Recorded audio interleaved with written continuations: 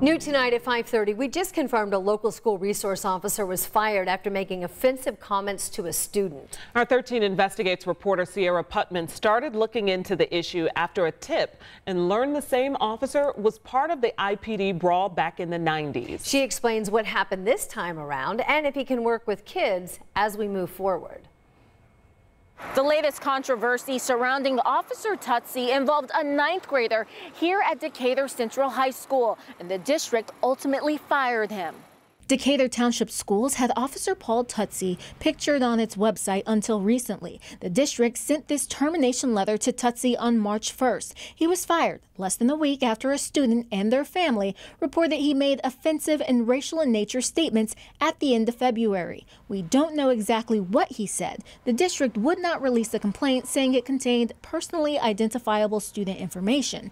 Chase Lyday, the president of the Indiana School Resource Officers Association, wouldn't comment on the specifics of Tutsie's case. In general, he says, a firing does not mean the end of a career. But essentially, if a school resource officer is let go from a position, depending on the reason, if it wasn't felony activity or something that was demonstrably a crime, then there's a good chance they could get hired again for another department. However, a 2021 law means future policing agencies should learn about Tutsie's dismissal. Do you think offensive statements should eliminate someone from that opportunity? Yeah. Police officers are human beings, and police officers are also held to a higher standard. The law also means potential employers should learn about his resignation from the Indianapolis Police Department nearly 24 years ago.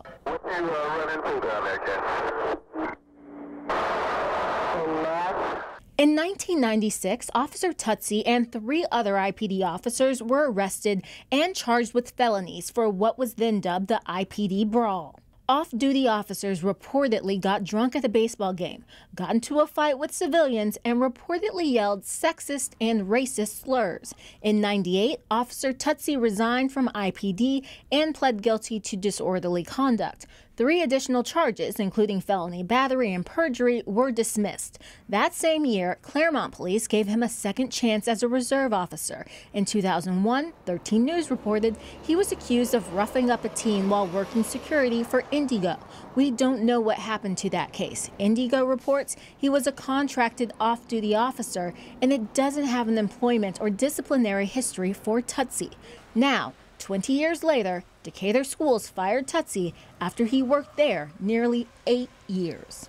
I did try to get a hold of Tutsie for this story. I reached out to him in a variety of ways. I called him, I reached out to him via social media. I even left my number with an acquaintance, but we haven't heard from him just yet.